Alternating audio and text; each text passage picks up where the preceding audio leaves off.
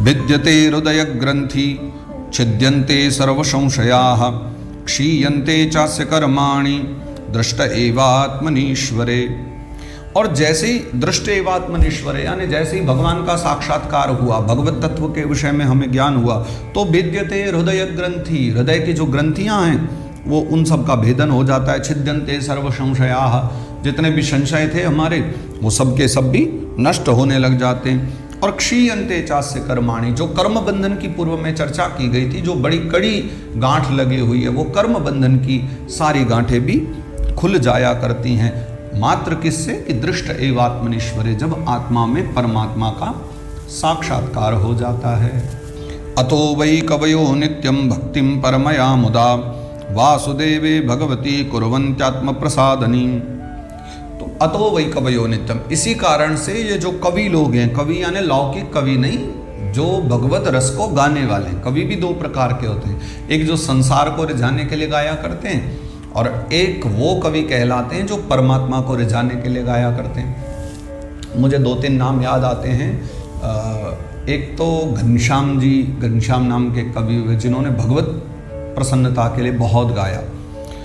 एक श्रीपति हुए, उन्होंने भी बहुत गाया। मैं दो के नाम क्यों ले रहा हूँ, अब सूरदास बाबा को, मीराबाई को, सहजोबाई को, तुलसीदास बाबा को, इनको तो दुनिया जानती, संसार जानता है, पर कुछ ऐसे भी तो जिन्होंने बड़ा कष्ट पा करके भी अपने आप को संभाला। श्रीपति जी की मैं एक चर्चा बताऊं तो श्रीपति जी जिस समय एक बादशाह के यहाँ पर गाया करते थे, तो वहाँ जो बड़े चापलूस लोग थे ना, वो बादशाह से कहते थे कि बादशाह हम सदा आपके लिए गाते हैं और ये श्रीपति सदा भगवान के लिए गाते हैं, तो आप एक काम करो ना, ऐसी व्यवस्था कर दो कि वो आपकी भी महिमा गाएं। अकबर ने कहा कि देखो भाई, मुझ में क्या सामर्थ्य किसी भक्त के लिए मैं ये कहूँ कि वो मेरे लिए ही गाए, आप ही कुछ विचार करो। तो सब कवियों ने मिलकर के, जो लौकिक कवि थे, बादशाह की चापलूसी बहुत करते थे, उन्होंने एक वाक्य निर्माण किया। उसमें लिखा, सो करो मिली आस अकबर की, जिसका मतलब होता है कि अब मैं जो है अकबर से मिलने की आस करता हूँ। अब ये तो मिलने की आस करते थे भगवान की श्रीपति जी, ये भला क्यों अकबर की आस करने लगे। पर ये जिद रखी गई वहाँ सबके सामने कि भाई ये वाला जो पद है ये सबको अपनी अपनी एक एक कविता लिखना है और अंत में ये वाला भाव आना चाहिए, सो करो मिली आस अकबर की। तब उन्होंने बहुत अच्छा एक भाव गाया कि अब के सुल्तान फनियान समान है बांधत पाग अटब्बर की, तजी एक को दूसरे को जो भजे कटी जीभ गिरे वालब्बर की।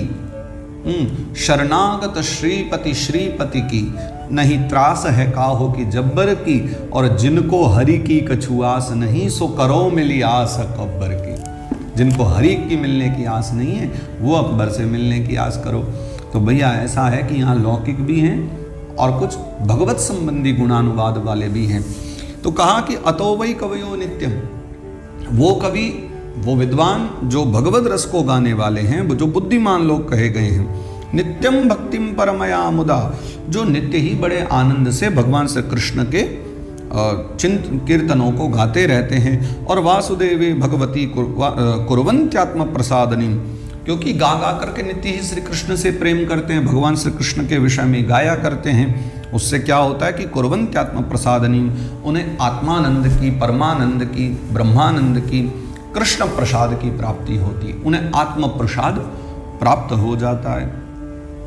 आगे बड़ी अद्भुत बात कहते हैं, सत्वं रजस्तम इति प्रकृतिर्गुणास्तेर युक्तः परः पुरुष एक इहास्य धत्ते, स्थित्यादये हरिविरंचि हरेति संज्ञाः, श्रेयांश तत्र खलु सत्वतनोर्नृणां स्युः। सत्वं रजस्तम इति प्रकृतिर्गुणास्तेर, देखो प्रकृति के तीन गुण हैं, सत्व, रज और तम। और युक्तः परः पुरुष एक इहास्य दत्ते, और इसीलिए जो है ये त्रिगुणमयी जो सृष्टि भी कही गई है, क्योंकि इसके तीन ही भाव हैं, एक उत्पत्ति, एक स्थिति और एक संहार। सतोगुण से इसका पालन होता है, रजोगुण से उत्पत्ति होती है और तमोगुण से संहार होता है। और स्थित्यादय हरिविरंच हरेति संज्ञा, एक एक कर्म के एक एक परमात्मा ने स्वरूप निर्धारित कर लिए हैं। रजोगुण से ब्रह्मा, सतोगुण से भगवान नारायण और तमोगुण से रुद्र देवता, रुद्र भगवान जो संहार करने वाले। लेकिन श्रेयांश तत्र खलु सत्वतन और नृणांशु, लेकिन मानव के लिए क्या श्रेष्ठ है कि वो सदा सर्वदा सतोगुण की ही आराधना करे। इसका यह तात्पर्य नहीं कि महादेव की आराधना नहीं करनी या ब्रह्मा जी को नहीं पूजना। गुण के विषय में चर्चा है कि इन त्रिविध गुणमयी जो सृष्टि है, उस सृष्टि का जो सतोगुण है वही पूजनीय है। उसी रूप में ही आपको पूजा करनी चाहिए, क्योंकि जब तामसी हम पूजा करते हैं तो हमारा जीवन भी फिर वैसा ही तामसी प्रवृत्ति की ओर बढ़ने लग जाता है। और ऐसा नहीं, महादेव की पूजा भी सतोगुण के द्वारा होती है, ब्रह्मा जी की भी पूजा सत्व भाव से की जा सकती है। पार्थिवादारुणो धूमस्तस्मादग्निस्त्रयीमयः तमसस्तु रजस्तस्मात् सत्वं यद् ब्रह्म दर्शनम। तो पार्थिवादारुणो धूमस्तस्मात् अग्निस्त्रयीमयः, देखो जैसे पार्थिव यानी पृथ्वी, और पृथ्वी का जो विकार है, पृथ्वी से जो प्रकट होते हैं वो क्या है, जैसे लकड़ी, दारुणो लकड़ी है, लकड़ी से श्रेष्ठ क्या है, धूमस, धूम यानी धुआं श्रेष्ठ है, उसको जब जलाते हैं। और धुएं से श्रेष्ठ क्या, तस्माद अग्निस्त्रयीमयः। तो ठीक वैसे ही जैसे पृथ्वी के विकार लकड़ी से श्रेष्ठ धुआं है, धुएं से श्रेष्ठ अग्नि है, उसी प्रकार ये जो तीनों गुण हैं उनमें तमस, तमस से श्रेष्ठ रज, और रज से जो श्रेष्ठ है वो सतोगुण कहा गया है। और तमसस्तु रजस्तस्मात् सत्वम यद ब्रह्म दर्शनम, तमोगुण से रजोगुण, रजोगुण से सतोगुण, सतोगुण सर्वश्रेष्ठ कहा गया। क्यों?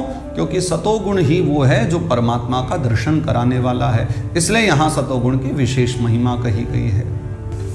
भेजिरे मुनयोथाग्रे भगवन्तमधोक्षजम् सत्वं विशुद्धं क्षेमाय कल्पन्ते येनु तानिहं।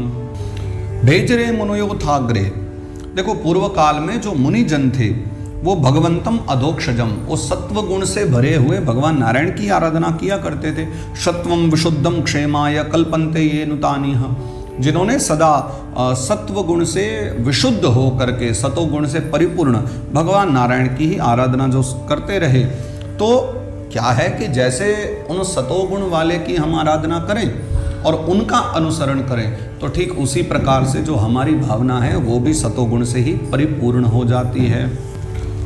मुमुक्षवो घोर रूपान हित्वा भूतपतिनथ नारायण कला शांता भजन्ति ह्यनसूयवः।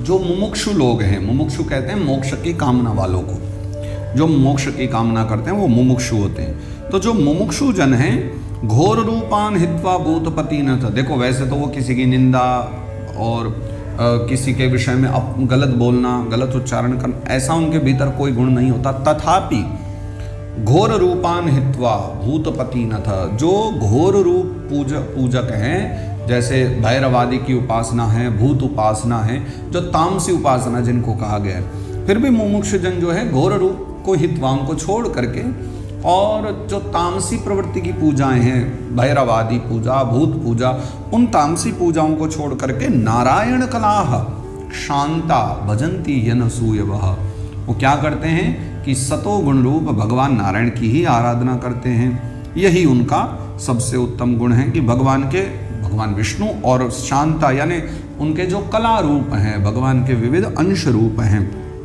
उनकी ही वो पूजा किया करते हैं सदा। रजस्तमः प्रकृतयः शमशीला भजन्ति वै पितृभूत प्रजेशादीन श्रेष्वर्य प्रजेप्सवः। अब देखिए कितनी अद्भुत बात है, कहते हैं ये कि रजस्तमः प्रकृतयः शमशीला भजन्ति वै। ये सुनकर के थोड़ा सा आपको आश्चर्य भी होगा अगर आप भी ऐसा करते होंगे तो, कि सूत बाबा कहते हैं कि देखो 3 प्रकार के जो गुण हैं ही, उनमें से ये जो 2 गुण हैं रजस और तम, तो जो रजोगुण और तमोगुण वाली प्रकृति के देवता हैं, यानी जिनमें आपके भूत भी आ गए और आपके भैरवादि आ गए और आपके पितृजन आ गए, प्रजापति आ गए, ऐसे बहुत सारे जो रजोगुण वाली पूजा और तमोगुण की पूजा यानी सतोगुण से अलग है। भगवान नारायण की जो पूजा वही एकमात्र सतोगुणी है। बाकी जो प्रजापति, पितृजन, भूतजन, इन सब की जो पूजा है वो रजोगुण या तमोगुण में आती है। तो रजस्तम प्रकृतया शमशीला भजन्ति वै, इनकी पूजा कौन करते हैं? जो स्वयं भी वैसे ही हों, जिनकी प्रकृति भी रजोगुणी या तमोगुणी है, वही जन क्या करते हैं कि शमशीला भजनते ही वे, क्योंकि वो भी उनके जैसे ही होते हैं, वो भी भूत जैसे हैं तो भूतों की पूजा करेंगे, प्रजापतियों वाले रजोगुण वाले हैं तो उनकी पूजा करेंगे। तो पितृभूत प्रजेशादीन, पितृगणों की पूजा, भूतगणों की पूजा और प्रजेशादीन यानी प्रजापतियों की पूजा। श्रेयश्वर्य प्रजेप्सवा, ये कौन लोग करते हैं? जिन्हें धन की कामना है, जिन्हें सामग्री की कामना है, संतान की कामना है, सांसारिक कामना की जिनके मन में चाह है, वही इस प्रकार की पूजा किया करते हैं। वासुदेव परा वेदा वासुदेव परा मखाः वासुदेव परा योगा वासुदेव परा क्रिया। वेदों का जो उद्देश्य है, वासुदेव परा वेदा, हम जो वेदादि का अध्ययन करते हैं, वेदों का जो उद्देश्य है वो क्या है? कृष्ण प्राप्ति, वासुदेव की प्राप्ति। वासुदेव परामखा, मख कहते हैं यज्ञ को, तो यज्ञ आदि का उद्देश्य क्या है? कृष्ण प्राप्ति। वासुदेव परा योगा, योग का उद्देश्य क्या है? कृष्ण प्राप्ति। और वासुदेव परा क्रिया, क्रिया यानी कर्म, सभी प्रकार के जो कर्म हैं उनका उद्देश्य भी क्या होना चाहिए? कृष्ण प्राप्ति।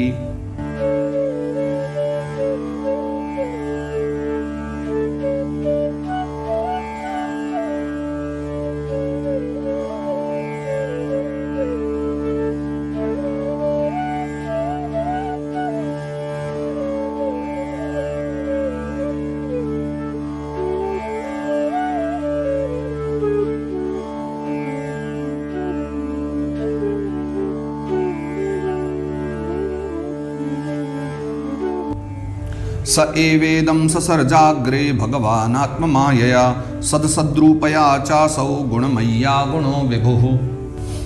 स एवेदं ससर्जाग्रे, भगवान आत्ममाया। देखो, सबसे पहली बात तो ये है कि ये जो जगत प्रपंच है इसको वेदों में, उपनिषदों में असत्य कहा है। ब्रह्म सत्यम जगन मिथ्या, जगत मिथ्या है। फिर आप विचार करेंगे अगर संसार मिथ्या है, संसार झूठ है, तो ये जो हम खा रहे हैं, पी रहे हैं, बोल रहे हैं, चल रहे हैं, कर्म कर रहे हैं, ये सब क्या है? देखो भैया, तत्व की दृष्टि से ये असत्य है, लेकिन जगत प्रपंच की दृष्टि से ये सत्य है। इसलिए भागवत जी में कहते हैं स एवेदम ससर्जाग्रे भगवान आत्ममायया, जो गुणों से, सृष्टि से, जगत प्रपंच से जो अतीत है, यानी जो परमात्मा उससे परे है, वो परमात्मा भी स एवेदम ससर्जाग्रे, उन्होंने प्रपंच की दृष्टि से स एवेदम ससर्जाग्रे, उन्होंने इस संसार को, जगत प्रपंच को रचा है, बनाया है। सद असद रूपया चासो, और क्योंकि परमात्मा सदरूप हैं, लेकिन ये जो संसार है ये असत्य है, मिथ्या है, ये बात सत्य है, लेकिन तत्व दृष्टि से देखेंगे तो ये असत्य है संसार, परमात्मा ही सत्य है, क्योंकि परमात्मा ने अपने द्वारा ही इसकी रचना करी है। गुणमय्या गुणो विभु। तो भगवान ने जब सर्ग का आरंभ हुआ तो सर्ग के आरंभ में ही भगवान ने प्रकृति और गुणों से जो अतीत हैं उन परमात्मा ने संसार की रचना करी, जो प्रपंच की दृष्टि से तो सत्य है, देखा जाए तो, क्योंकि हम खा रहे हैं, पी रहे हैं, बोल रहे हैं, तो ये सब दिख रहा है ना होते हुए, तो प्रपंच की दृष्टि से तो ये है, लेकिन तत्व दृष्टि से देखे तो नहीं है। अब आप कहेंगे इसका तात्पर्य क्या हुआ, हमारे समझ में नहीं आया, तो कैसे समझे? ठीक ऐसे देखो, जैसे माटी का एक तोता बनाया जाए, अब आपको उसमें तोता दिखलाई पड़ रहा है, तो प्रपंच की दृष्टि से उसमें तोता है, लेकिन तत्व की दृष्टि से वो माटी है। तत्व की दृष्टि से देखो तो वो तोता नहीं है, वो माटी है, लेकिन प्रपंच की दृष्टि से देखोगे तो उसमें आपको तोता दिखाई देगा। ठीक है, वैसे ही जैसे पनीर है, अब पनीर को देख करके आपको क्या लगता है कि ये पनीर है, क्या ये सत्य है? जी नहीं, तत्व की दृष्टि से वो असत्य है, लेकिन प्रपंच की दृष्टि से सत्य है। अर्थात कि प्रपंच की दृष्टि से तो वो पनीर बना हुआ है, लेकिन तत्व की दृष्टि से देखा जाए तो वो दूध है। पनीर तत्व की दृष्टि से देखोगे तो दूध है, और तत्व की दृष्टि से दूध और प्रपंच की दृष्टि से वो पनीर बना हुआ है। अर्थात अपने मूल रूप के द्वारा किसी अन्य रूप में चले जाना। वैसे ये जो पनीर वाला उदाहरण है ये थोड़ा सा ठीक नहीं है, क्योंकि दूध से पनीर बनने के बाद दोबारा दूध नहीं बन सकता, लेकिन आप पहले वाला उदाहरण उसको लेकर के चलिए, जो माटी से हमने तोता बनाया था, और तोता फिर दोबारा से माटी बन सकता है। पानी मिला करके, गारा मिला करके, गारा बनाकर उससे तोता बनाया, तो वो जो तोता है प्रपंच दृष्टि से तोता बना है, खिलौना बना है, लेकिन वस्तुतः तत्व की दृष्टि से वो माटी ही है। एक उदाहरण हम और ले सकते हैं जल और बर्फ का। बर्फ को जब हम देखते हैं तो बर्फ क्या है? बर्फ तत्व की दृष्टि से तो असत्य है, लेकिन प्रपंच की दृष्टि से सत्य है। अर्थात जो बर्फ है वो तत्व की दृष्टि से पानी है, लेकिन प्रपंच की दृष्टि से बर्फ है। क्योंकि अंत में क्या होगा, जरा सा अगर हमारा टेम्परेचर बढ़ जाता है, थोड़ा सा तापमान अधिक हो जाता है, वो गलना शुरू हो जाएगा, और जैसे गलना शुरू होगा तो फिर अपने पुनः रूप में चला जाएगा। तो ये जो पूरा संसार है, जगत प्रपंच जिसे कहा गया, प्रपंच दृष्टि से संसार है, लेकिन अंत क्या है? अंत में फिर परमात्मा से जाकर मिलेगा। इसलिए असत्य होते हुए भी ये सत्यवत प्रतीत होता है। और ऐसी चर्चा हमने पहले भी वहाँ की थी, जो भागवत जी के पहले स्कंद के पहले अध्याय में पहला ही श्लोक था, वहाँ हमने ये चर्चा भी उस समय की थी कि ये जो जगत प्रपंच है ये नारायण के कारण ही, भगवान के कारण ही असत्य होते हुए भी सत्यवत प्रतीत होता है।